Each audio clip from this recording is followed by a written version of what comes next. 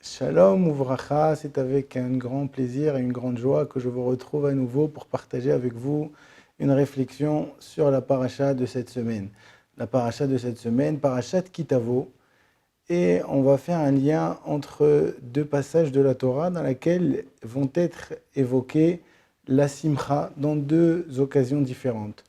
On va passer directement à la deuxième, qui est celle qui va nous interpeller. La paracha de Kitavo contient donc les klalotes, les malédictions et les bénédictions aussi par ailleurs, mais aussi toute une longue liste de malédictions dans le cas où on n'observerait pas les lois de la Torah.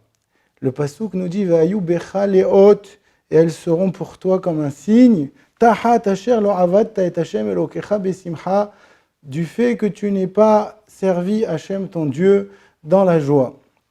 Il y a lieu de se demander en quoi c'est différent que la lot pourrait arriver à l'homme, au béni Israël, s'il n'écoutait pas les mitzvot de la Torah. C'est quand même assez fort comme punition. Si tu me dis qu'ils n'écoutent pas la Torah du tout, ça serait compréhensible, mais ils écoutent, a priori, ils pratiquent les mitzvot, ils pratiquent la Torah, mais sans que ce soit fait dans la joie.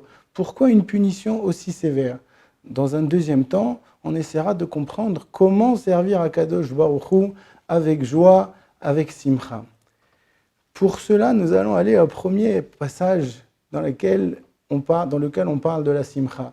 La première mitzvah de la Torah, dans cette paracha, c'est la mitzvah de Bikurim.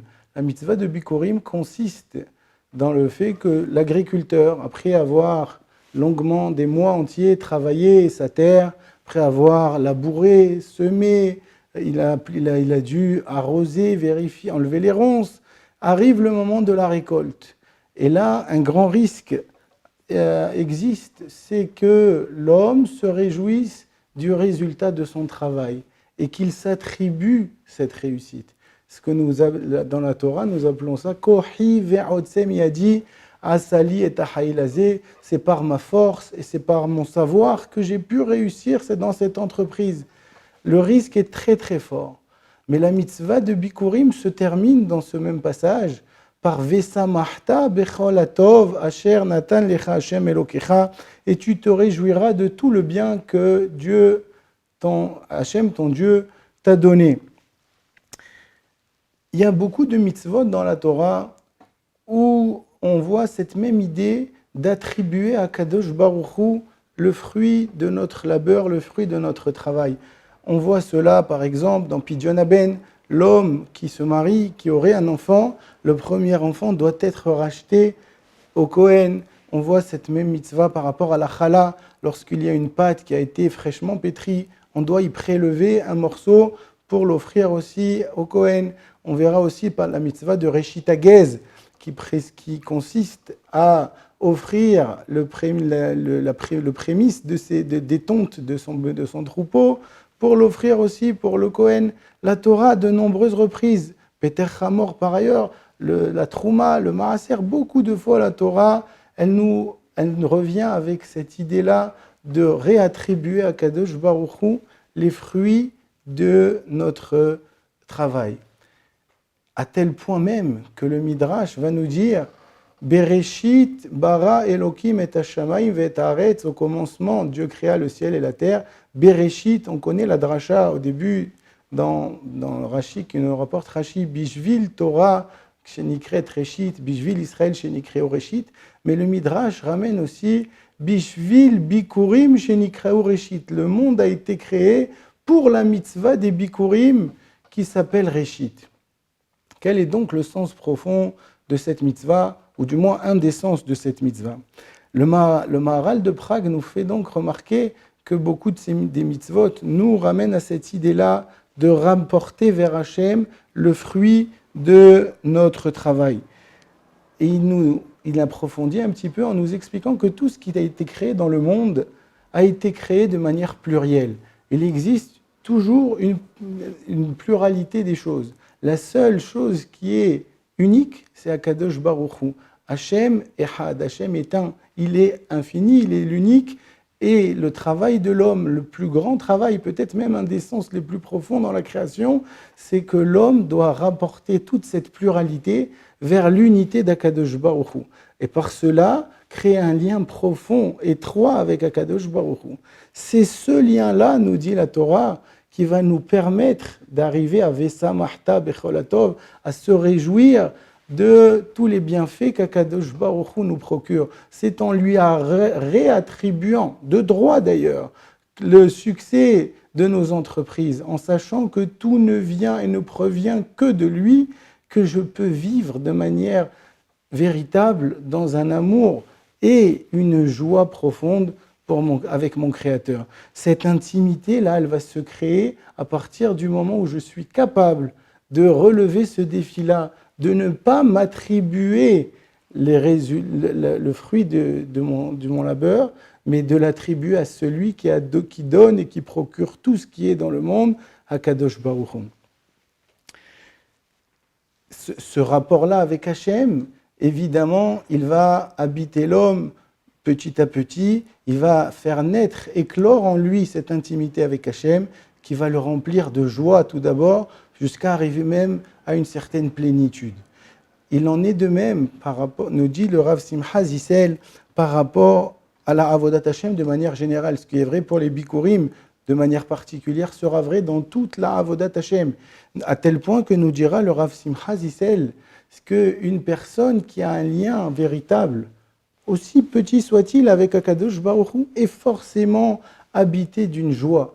Il est investi d'une mission dans ce monde et il se sent toujours guidé par Akadosh Baruch Hu. Il n'est jamais abandonné, il n'est jamais seul, il n'est plus dans les doutes, il n'est plus dans les recherches de vérité. Il connaît Akadosh Baruch Hu, il est plein de joie. À l'inverse, une personne qui n'est pas Bessimcha, qui ne pratique pas son judaïsme avec joie, alors là, il démontre par là qu'il ne sert pas Hachem.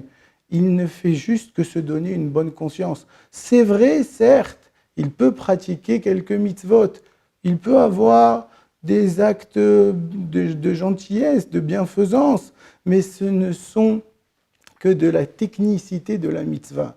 Une mitzvah doit être accomplie dans la joie quand je sais qui je suis en train de servir, avec qui je crée une relation intime, avec Akadosh Baruch Hu. Et rien d'autre dans le monde ne peut procurer une véritable joie. On comprend donc maintenant le sens des psukim, Tahat asher lo avadta et Hashem elokecha besimcha, que l'inverse des berachot va venir sur l'homme s'il ne sert pas avec Hachem, parce que servir Hachem sans simcha revient quelque part à ne pas le servir du tout. Le service d'Hachem ne se fait uniquement qu'au travers de la joie, qu'au travers d'une simcha intense. On aura bien compris que la pierre angulaire du service d'Hachem, c'est bien cette joie qui va démontrer cet attachement profond avec Hachem.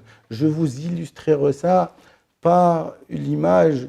Si on a dans une école un élève qui a d'excellents résultats, mais qui est complètement désintéressé et de ses études, et de par ses amis, ses camarades de classe et de ses professeurs. Et d'un autre côté, on a un élève qui, lui, a plus de mal, il a des résultats moins glorieux, mais d'un autre côté, il est complètement au service de ses professeurs, il est complètement intégré autour de ses camarades, il est toujours positif. Qui est le bon élève?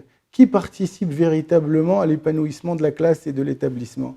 La réponse est très simple. Si on sert à Kadosh Baruch Hu, quelque part, contre son gré, en oubliant quelque part la chance et l'honneur que nous avons de le servir, alors qu'on a dévoyé et on est sorti de ce qu'Akadosh Baruch Hu et de ce que la Torah attend de nous.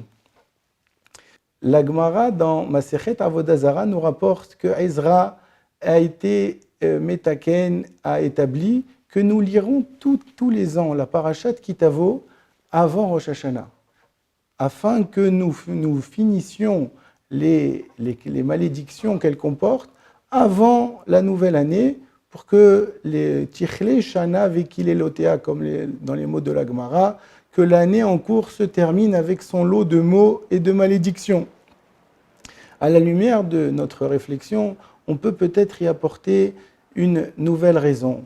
La Torah nous dit, Parashat Kitavo, il faut la lire avant Rosh Hashanah, du fait que Kitavo, avant Rosh Hashanah, il nous restera quelques jours du mois de Elul. Puis les Aseret Yemei Teshuvah, le mois de Elul qui est un mois tout entier porté, voué à la Teshuvah, ce retour vers Hachem. Alors que chez certains, la Teshuvah pourrait susciter une sorte d'angoisse, de déprime, de désespoir, peut-être même de désarroi. J'ai fauté devant Hachem. Ce sentiment-là peut même amener une personne à un dégoût d'elle-même.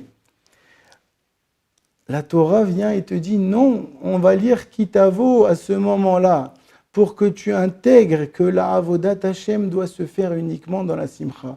La Teshuvah, qui est un élément si important de la Avodat Hashem, elle ne doit être que génératrice de bonheur et de joie, de revenir s'attacher et retrouver une intimité profonde avec son Créateur. Voilà, chers amis, pour conclure, je veux juste porter à votre connaissance que le mot Hasimha, la joie, la véritable, celle qui nous lie avec Hachem, a la même gématria, la même valeur numérique que Mashiach. Voilà, tout est dit. Il ne me reste plus qu'à vous souhaiter chez Tichle Shana Vekilelotea, chez Tahel Shana Ubirchotea, que cette année qui est en cours se finisse avec son lot de malheurs et de malédictions, et que la nouvelle année à venir, Be'ezrat Hashem, soit une année pleine de bénédictions et pleine de joie véritable. Amen. Je vous souhaite Shabbat Shalom.